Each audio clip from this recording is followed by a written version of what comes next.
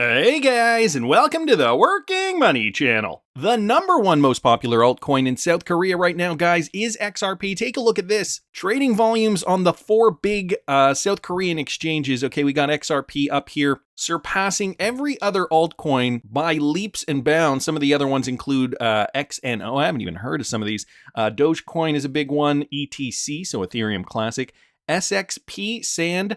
ASX, SR, I think that's SRM, and APT. Now you compare that to some of the volume in 2023 from Coinbase, and I mean, it just does not compare. So it's looking like South Korean traders really getting enthusiastic about cryptocurrencies, about altcoins in particular, but more specifically XRP being the number one in terms of trading volume for the year 2023. Excuse me, I guess I should have specified that. So we got XRP on the chart, and on this particular crypto exchange, we're not seeing too much movement. We've just been seeing this sideways pattern.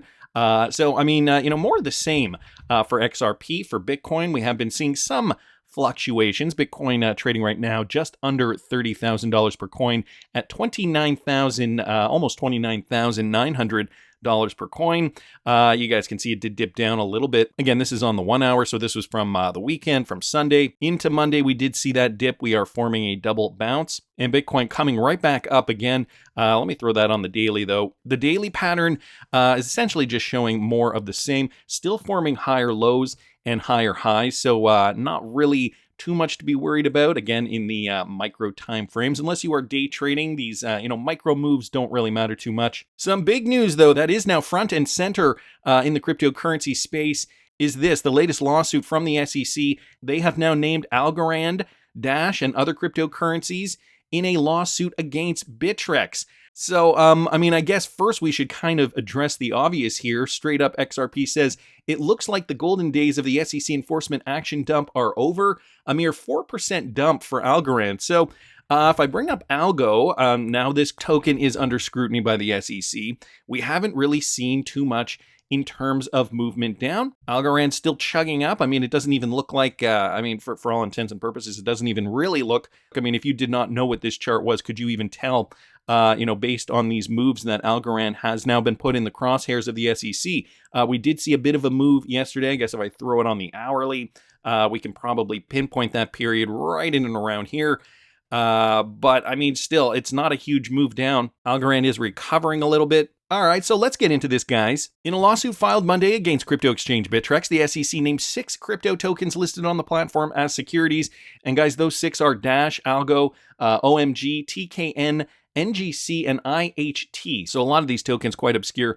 Dash is an interesting one. That's one of those privacy tokens that was quite popular in the bull run of 2017. It was in the top 10. The agency alleges that token investors had reasonable expectation for profits, meaning the assets should be considered securities under U.S. law. The SEC says Bitrex and William Shihara, who served as CEO from 2014 to 2019, coordinated the token issuers who sought to have their crypto assets listed on Bitrex to first delete from public channels certain problematic statements that Shihara believed would lead a regulator such as the SEC to investigate the crypto assets as a offering of a security. So this is a bit of an interesting case because the SEC going after Bitrex specifically, but by extension now, attacking these other cryptocurrencies. In other words, in promoting the Algorand sale, the Algorand Foundation tied the potential growth of the Algorand blockchain to potential demand for the Algorand token itself and to its own commitment to preserving a price floor for ALGO. The complaint suggests. So, I mean, this raises a lot of questions. And I'm sure Silvio Micali probably has changed his mind about Gary Gensler. Well, let me tell you, Gary is a very intelligent man, and we need somehow responsible fostering of innovation, because this country is, relatively speaking, in the world, is a small country, right? But we have a disproportionate representation, so to speak, thanks to our technology, in the ingenuity of our citizens, and also the law, the legal infrastructure that surrounds us. So I hope that this will evolve, including in a very good way for everybody, cryptocurrencies and blockchain. So I'm very hopeful, and that somehow we'll have a responsible growth in regulation. Regulations helps everybody. Good regulations helps everybody. Yeah, we were all under the same impression as well. Good regulations help everybody. However, it doesn't seem like this turd burglar wants to cooperate. I got a copy of the filing here, guys. I will link it in the description if you're interested. Essentially, Bitrex, the platform, has been operating as a trading platform through the U.S., which customers can buy, sell, and trade crypto assets. The assets made available on Bitrex include crypto asset securities. So this is what the SEC is alleging. The Bitrex platform, like other crypto trading platforms, has merged three functions that are typically separated in traditional securities markets. Those are broker-dealers, exchanges, and clearing agencies. Considering I talk about Algorand on this channel, I wanted to just go down to where they talk about the ALGO token. Down here on page 41, it says Algorand is a blockchain protocol founded by Silvio Micali. The Algorand blockchain uses consensus algorithm. It calls pure proof of stake, in which each user's ability to influence the choice of a new blockchain is proportional to its stake number of tokens in the system. And then just down here, as you guys can see, they're suggesting that the Algorand Foundation conducted an initial ALGO token sale of on June 19, 2019, selling 25 million tokens at $2.40 per algo, raising approximately $60 million. So they are stating, look, this was a securities offering, but it is interesting how they're naming Algorand under this Bitrex takedown. Now, what are the implications of this? How similar is Algorand to XRP? I mean, there's so many questions now surrounding Gary Gensler's approach and what could be going on behind closed doors at the SEC. Jeremy Hogan chiming in on this on multiple occasions. So he's quoting Bitrex's retort here. We, Bitrex, asked the SEC to tell us what digital assets they viewed as securities, and they refused to do so. So the SEC let Bitrex sell unregistered securities for years, and we're still supposed to believe it's about investor protection. So it's sounding as though time and time again we're getting these, this same chorus from everybody that is getting sued by the SEC. There are so many organizations and entities that want to be compliant, yet the SEC is just not allowing them to be compliant. So here was Bitrex's statement. We are disappointed with the SEC's decision to bring an enforcement action against Bitrex as part of Chairman Gensler's larger crusade to drive cryptocurrency out of the United States. Wow, bold statement. The impact of the SEC's approach of regulation by enforcement will have a chilling effect on not just cryptocurrency in the US, but on blockchain technology and innovation in general. While in operation, Bitrex provided a trading platform for digital assets. Securities were not offered or traded on Bitrex, nor did Bitrex offer any products that were investment contracts. So they are standing by their stance there. And I guess I should also note that Bitrex is no longer in the United States for over 5 years, and despite multiple specific requests to do so, the SEC would not provide notice of the specific conduct that it thought violated the federal securities laws. So to give you guys a quick rundown here on what is going on, this from Meta Lawman on Twitter. I just read the 56-page complaint filed by the SEC against Bitrex. Here's what you need to know. Okay, so number one, the complaint names the defendants as Bitrex Inc., Bitrex Global GmbH, and William Shahira, who co-founded Bitrex in 2014. And the complaint lists 6 tokens that the SEC contends were illegally sold as crypto security assets, and I named those tokens earlier. The SEC emphasized that this is a non-exclusive list of tokens that they contend were sold as securities on Bitrex. So non-exclusive lists, that means that there are more. The legal claims are Bitrex operated as an illegal unregistered securities exchange, securities broker-dealer, and securities clearing agent. The SEC alleges Shihara is personally liable for each of these claims as the control person over at Bitrex.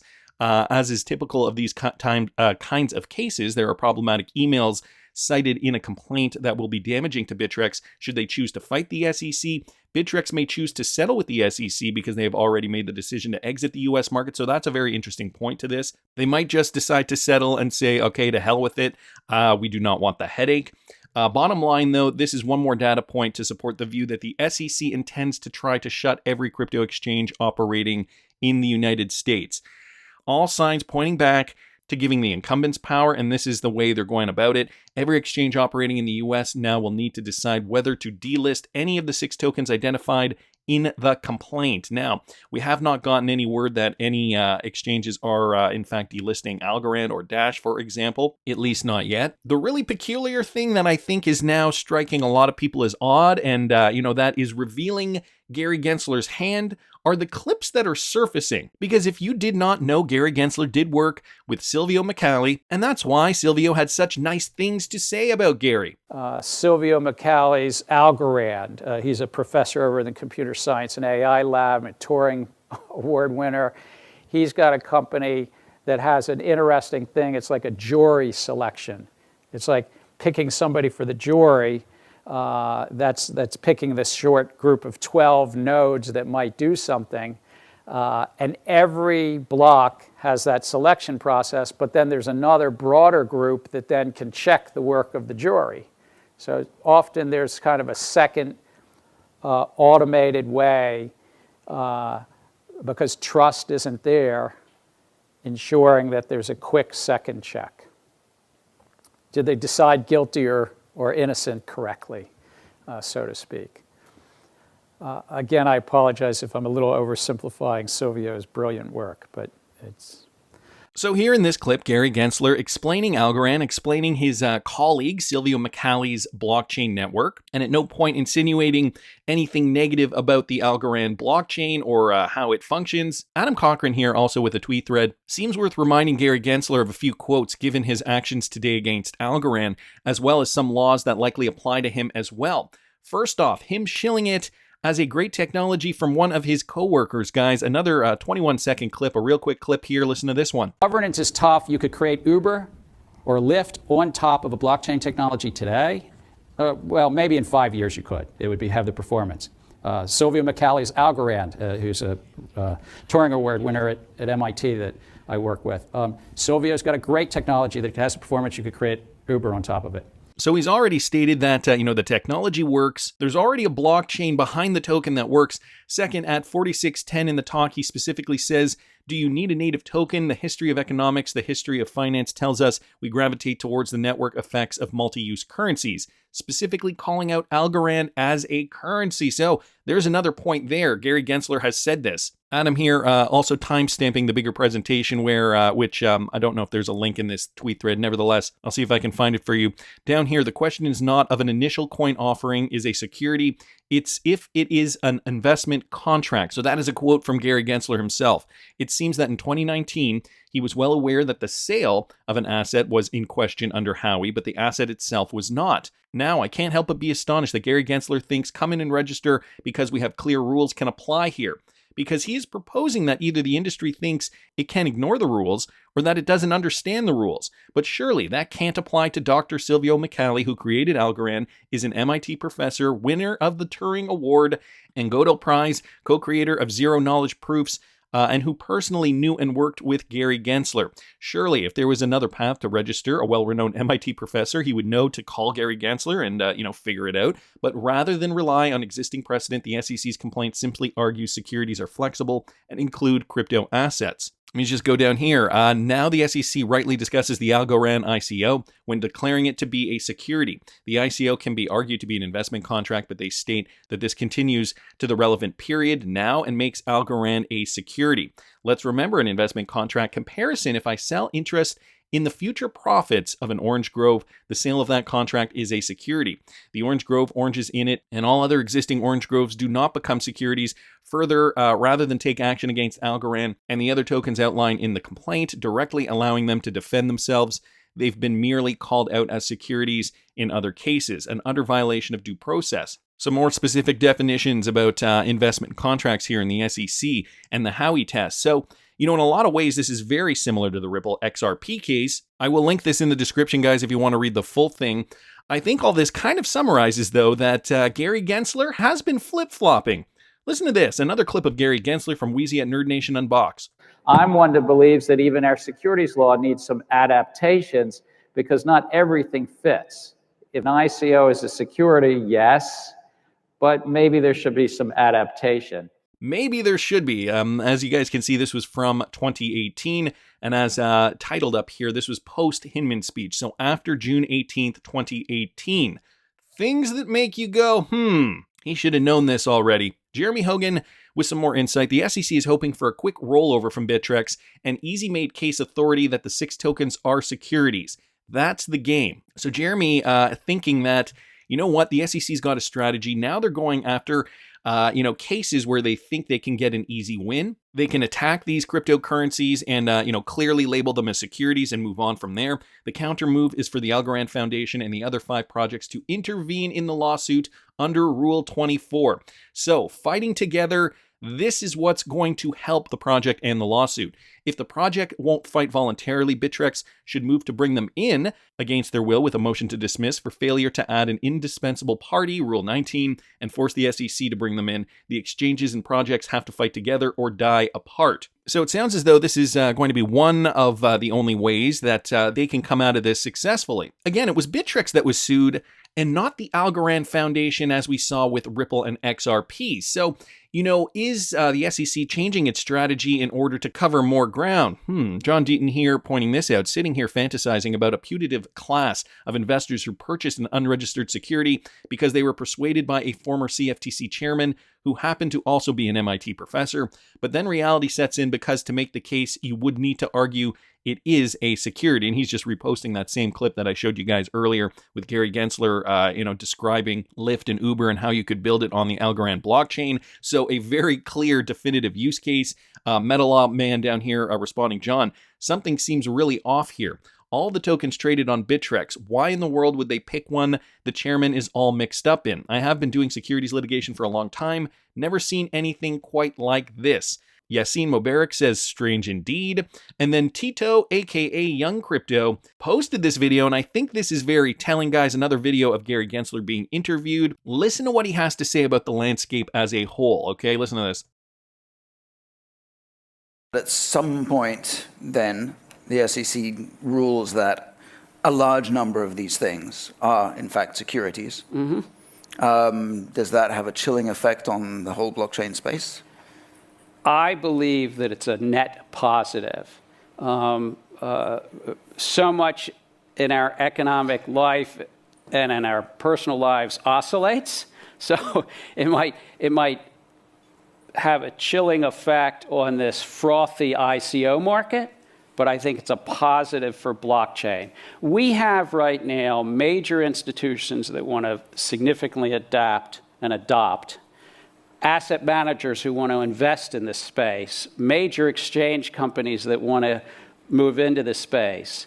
The unregulated exchanges in aggregate, I'm making an estimate here that the unregulated exchanges in aggregate make more money, more bottom line than the aggregate regulated spaces in the securities field around the globe right now. Wow. So they want to get into the space. Right now, the incumbents are making less than the startups. And you might say, well, that's bully good. But the incumbents are doing it in part because they're front running and they're not treating their customers and investors in a way that probably you'd want. Right. So guys, I think in that clip, he said it without saying it. It is all about the money. It is all about the incumbents. It is all about regulating the space so that the incumbent players can really be the ones making all the money, or at least most of the money. So much so that Gary Gensler would even throw former colleagues like Silvio McCallie under the bus for his endgame. Now, some other theories here. Ramizane here, 101, saying this, maybe he's trying to get them through the door via litigation, knowing the evidence. So looking at this glass half full, knowing the evidence and outcome, he would actually be helping them. FL saying, Algorand is a threat to the incumbents just like Ripple. They messed up by going after Ripple first. So, it could have been a misstep by the SEC. I think it was. I mean, to be honest with you, I don't think the SEC was prepared for Ripple to snap back as hard as they did. And now they're kind of in damage control mode, trying to figure out now what is the next best step. And I think, a sweeping, if they can get a bunch of cryptocurrencies under, one lawsuit, I think this is now they're pivoting, and this is now their strategy. And this is why they're suing Bitrex. And, considering Bitrex did list those particular 6 cryptocurrencies, it, incorporates them all into this lawsuit. It's getting to the point where anything they go after looks like it's a good investment, says XR Palantir here on Twitter, which is greatly ironic because that, in fact, is having the opposite effect. As I said, Algorand really hasn't been affected by this announcement. Even when the announcement was announced, was it yesterday morning or afternoon? Let's even say it was the morning. Algorand went down about 4% and then rebounded, so now it's back up. So it's only down about 1.48% since yesterday. So guys, this is really not even having an effect on, the cryptocurrency. I mean, unless we do get more information that could affect price. Now, Jeremy Hogan down here responding to Mikkel's tweet. Wow, looks like Gary Gensler is even going after his MIT bros. Why is he suing Bittrex and not suing the Algorand Foundation? Very, very good question. So, I mean, some people down here chiming in on this thread. Mikkel down here saying, Bittrex won't fight as hard. They just want to settle, leave the US, and move on. As we mentioned before, less competition for his paymaster, says Ponderous Fella. Let me go down here. Dan Thurman says this, history rhymes. This is what I predicted because I've seen this play out before. Same thing with Napster and LimeWire. They attacked the individuals for downloading music, but it was too hard, too unpopular, too slow. So they went to the source, the exchanges, to cut off the head. So guys, if you were around for that whole Napster debacle back in the early 2000s with, the music industry fighting against MP3s and file sharing companies, you would probably understand this. Octopus down here says, because ALGO has to remain untouched for when Jamie Dimon and company come in and scoop up this market. So going right back to this Gary Gensler clip here, the incumbents coming in, maybe this is why it's a bit of a mishmash between cryptocurrencies that are clearly ICOs and then the cryptocurrencies where there's no clear evidence that they're securities. Bitrex, on the other hand, is competition. It must die or be bought up by the big boys at their condition. So maybe a case of killing two birds with one stone, or that's not the actual analogy. Nevertheless, I think you guys get it. Essentially, what I mean is just wanting to be efficient with the lawsuit. And then down here, let me just read you guys this. Even if they do sue Algorand, it will be only to get clarity similar to XRP. This coming from Moon Knight here on Twitter. You can see a pattern with big projects and their connections. They will settle with clarity and move on to smaller projects that they can fight. So guys, is it a bigger play putting off the clarity for projects like XRP and Algorand in and amidst a crap storm of suing everybody else under the sun? Maybe a bit of a distraction technique for us. Luckily, we in the XRP community are keeping our eye on everything going on at the SEC. This doesn't just affect us, it affects the entire market. And whether you're invested in Algorand, XRP, or any other cryptocurrency, it is definitely good to know what could be going on in the minds of these sociopaths. Okay, finally, I wanted to bring you guys this clip, another one from Wheezy at Nerd Nation Unbox, a great clip here. There is some regulatory capture, but I don't think it's as deep as some people might presume.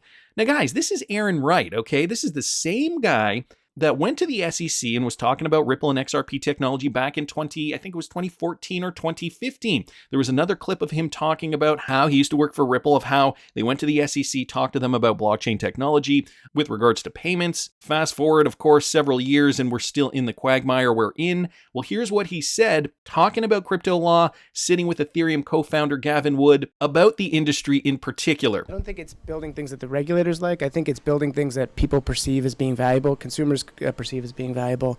I think regulators try to actually not care about the industry. They kind of care about making sure that people are protected, that they're safe, and that there's actual value that's being added into the system.